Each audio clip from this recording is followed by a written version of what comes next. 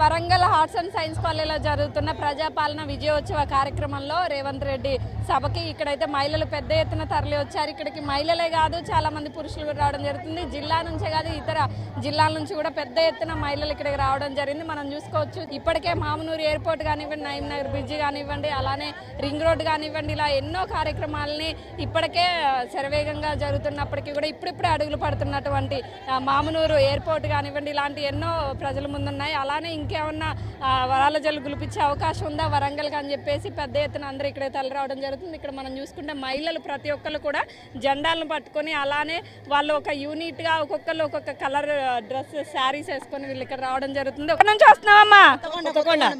నుంచి. మొత్తం మీరు అందరూ అదేనా? అందరూ అదే. ఎట్లా ఏం చెప్తారు అనుకొని వస్తున్నారు ఈ సభకి? ఎట్లా అన్ని మళ్ళీ సంఘాల గురించి చెప్తాడు కదా, చేస్తాడని వస్తాను, లోన్లు ఇస్తాడు, మాఫీ చేస్తాడని వస్తాను. చెప్తారేమో ఇందామని వచ్చారా? చెప్తాడేమో సారు విందామని వస్తాను. ఇంకా వరంగల్ ప్రజలకి ఏమన్నా వరాలు జల్లు ఇస్తారనా అని ఆలోచన వస్తాను. మరి ఏం చేస్తాడో రేవంత్ రెడ్డి, ఇల్లు లేని వాళ్ళకి ఇల్లు, జాబులు ఇస్తాడని వస్తాను.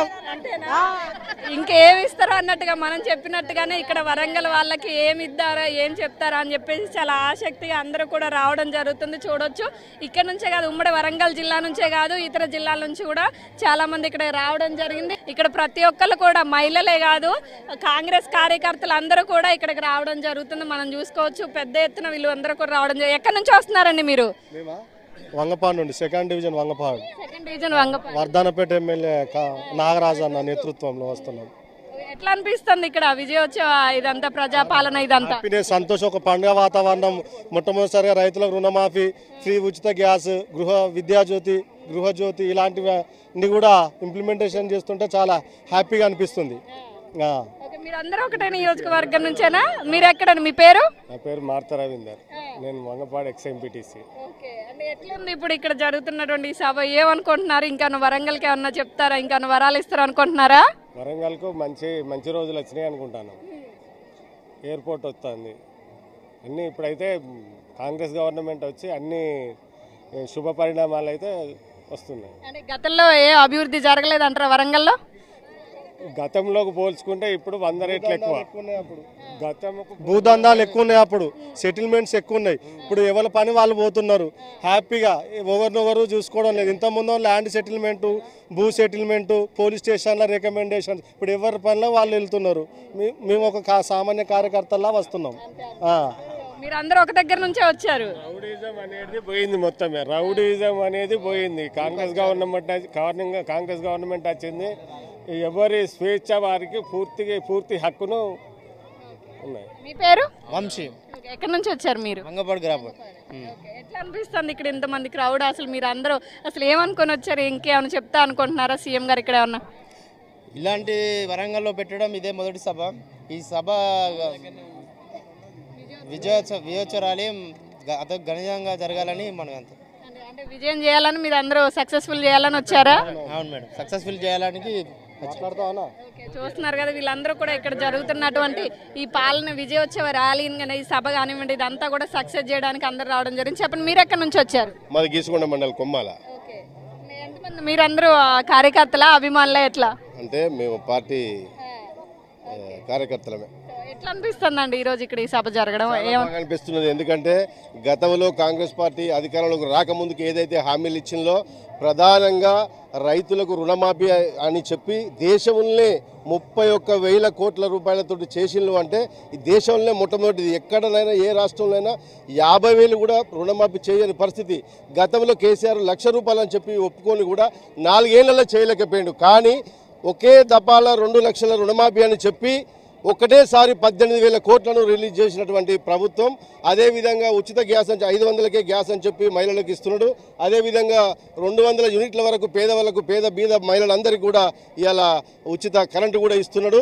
ఇంకా ఈ సభ ద్వారా మరి వరంగల్ హైదరాబాద్ తర్వాతనే రెండో రాజధానిగా వరంగల్కు ఇంకా ఎక్కువ నిధులు కేటాయిస్తారన్న ఉద్దేశంతో ఇంకా కొత్త సంక్షేమ పథకాలను ఇస్తాడన్న ఉద్దేశంతో ఉత్సాహంగా మేము పోతున్నాం. గతము కంటే ఇప్పుడు గత 10 ఏళ్ల టీఆర్ఎస్ పాలన కంటే ఈ ఒక్క సంవత్సరంలో దాదాపు ఇప్పటికే 35,000 కోట్ల రూపాయల దాకా ఈ గవర్నమెంట్ వెచ్చించింది. ఇంకా అంటే అప్పుడు చేసిన టీఆర్ఎస్ పార్టీ చేసిన అప్పులను ఒక అప్పులను కట్టుకుంటూ వాటి మిత్తిలను కట్టుకుంటూ ఇప్పుడు ఉన్న సంక్షేమ పథకాలను కొనసాగిస్తూ మళ్ళా కొత్త సంక్షేమ పథకాలను కొనసాగిస్తూ మరి అనేక రకాలుగా మనం ముందుకు తీసుకుపోతున్నాయి. ఎందుకంటే గత ప్రభుత్వంలో చాలా దేశంలో మనం వెనుకబడ్డాం. ఈ రాష్ట్రం ఇప్పుడు ఒక రైతుకు మంచి పని చేస్తున్నది, ఇంకా చేస్తున్నారు అనేది వరంగల్ రూపురేఖలు మారబోతాయి అంటారా?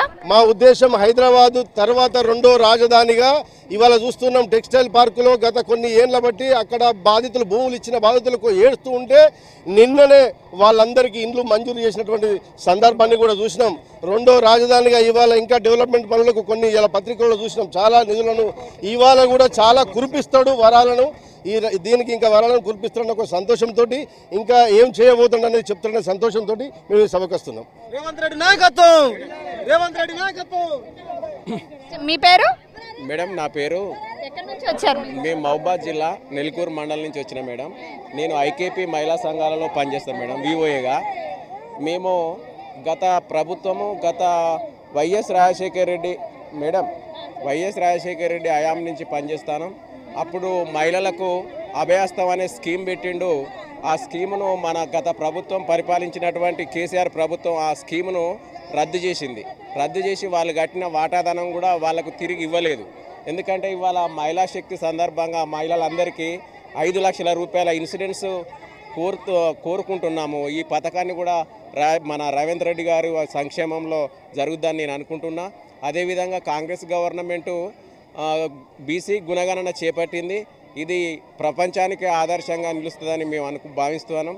అదేవిధంగా రిజర్వేషన్లు మారాలి, బీసీ పిల్లలకు న్యాయం జరగాలి, బీసీ వాళ్లకు ఉద్యోగాలు రావాలి. ఈ బీసీ గుణగణన అనేది మన ఈడబ్ల్యూఎస్ వల్ల మన బీసీ ఎస్సీ ఎస్టీలు చాలామంది నష్టపోతారు. దీని మీద కూడా ఈ విషయాన్ని రేవంత్ రెడ్డి గారికి మీ ద్వారా తెలియజేయాలని నేను కోరుకుంటున్నాను. అదేవిధంగా మా సెర్పు డిపార్ట్మెంట్లో ఐకేపీ నుంచి మేము గ్రౌండ్ లెవెల్లో పనిచేస్తాం మేడం.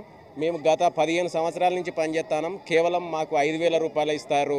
ఈ సభ ద్వారా మాకు ఒక 15,000 రూపాయలు జీతం కల్పిస్తాడు రేవంత్ రెడ్డి గారు అని నేను మనవి చేస్తున్నాను.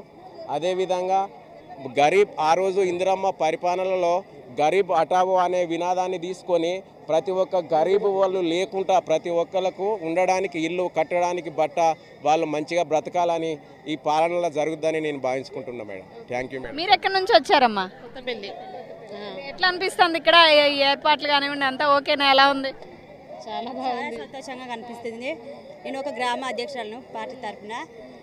ఇక్కడ మహిళలకు చాలా బస్ ఫ్రీ చేసిండు, గ్యాస్ 500 ఫ్రీ చేసిండు, కరెంట్ బిల్ 0 చేసిండు, ఇంకా గ్యాస్ సిలిండర్లు ఫ్రీ ఇచ్చిండు, ఇంకా రుణమాఫీ కూడా 2 లక్షల వరకు మాఫీ చేస్తానని చేస్తాడు. చాలా మాకు సంతోషకరమైన, మహిళలకు చాలా అనుకూలంగా చేస్తుండు. 2500 మహిళలకు రావాలని కోరుకుంటూ, ఇంకా ఈ చేపట్టిన పథకాలు ఇంకా చేయవలసినవి, రుణమాఫీ, రైతు బంధు ఒకటి ఇయ్యలేదని రైతులు బాధపడతారు. ఆ రైతు బంధు కూడా వాడాలని కోరుకుంటూ టైగర్ రేవంత్ అన్నను కోరుకుంటున్నాను. ధన్యవాదాలు. చూస్తున్నారు కదా, వరంగల్ రూపురేఖలు మారబోతున్నాయి. అటు టెక్స్టైల్ పార్క్ కానివ్వండి, అలానే మామునూరు విమానాశ్రయం కానివ్వండి, రింగ్ రోడ్డు కానివ్వండి, పలు అభివృద్ధి కార్యక్రమాలకి ఇప్పుడిప్పుడే వడివడిగా అడుగులు పడుతూ ఉన్నాయి. పేరు పులి సరళ, మా గ్రామం కొత్తపల్లి, మండలం భీమదేవరపల్లి, హన్మకొండ జిల్లా. మా గ్రామంలో కొత్తపల్లి గ్రామంలో హన్మకొండ జిల్లాలో ప్రభుత్వ భూములు ఉన్నాయి. ఆ ప్రభుత్వ భూములకు ఇతర పట్టాదారులు ఆక్రమించుకున్న భూములకు ఈసారి సర్వే చేసి కరెక్ట్ అద్దెలు, ప్రభుత్వ భూమి ఎంతవరకు ఉంది, పట్టా భూమి ఎంతవరకు ఉంది, పేదలకు పంచినటువంటి భూమి ఎంతవరకు ఉంది అన్న అద్దెలు కనుక నిర్ణయిస్తే కనీసం 400 మంది సభ్యులు తలా ఎకరం పట్టాలు ఇచ్చిండ్రు.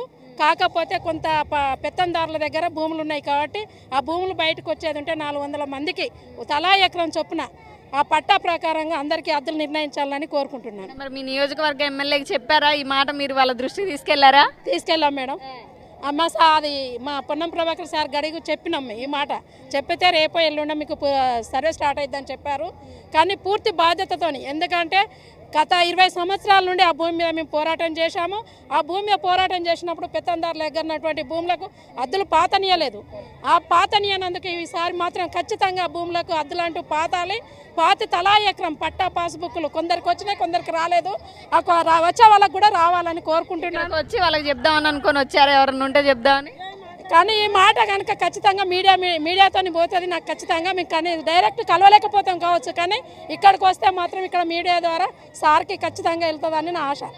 మరి సిద్దిపేట నుంచి ఇంత దూరం వచ్చారు, ఏం చెప్తారు, ఏం చూద్దామని వచ్చారు, అసలు ఏమనుకుంటున్నారు? ఆయన ఏం వడ్డీ లేని రుణాలు ఇవ్వాలి. మా రైతులకు రుణమాఫీ కాలేదు, కొంతమందికి అయింది, కొంతమందికి కాలేదు. కళ్యాణ లక్ష్మి చచ్చిపోతుంది, ఇల్లు డబుల్ బెడ్రూమ్ పింఛన్ ఇస్తా అన్నాడు, అవి ఇస్తలేడు. ఎందుకు ఇస్తలేడు మరి? చాలా మంది ముసలిలకు పింఛన్లు వస్తలేవు. ఇంటింటికి అదేంటిది ఎంక్వైరీ చేసిండు, ఆ ఎంక్వైరీలో ఏం సర్వేలకి ఏం కనబడతలేదు. ఇది పరిస్థితి. ఒక్కొక్క వాళ్ళకు ఉన్నటువంటి మహిళలకి ఇస్తా అన్నాడు కదా, ఇయ్యలేదు. మరి అవి ఎప్పుడు ఇస్తారు? ఏమన్నా చెప్తారని వినడానికి వచ్చారా? చూస్తున్నారు కదా, మహిళలకు ఇస్తా అన్నటువంటి మహాలక్ష్మి పథకం ఏదైతే ఉందో 2500 అది ఎప్పుడెప్పుడు ఇస్తారా అని వినడానికైతే ఇక్కడ పెద్ద ఎత్తున మహిళలు వస్తున్నట్టుగా కనిపిస్తుంది. ఇది పరిస్థితి. ఇలాంటి మరిన్ని వార్తలను మీ ముందుకు తీసుకొస్తున్న మీ RN TV. Keep watching.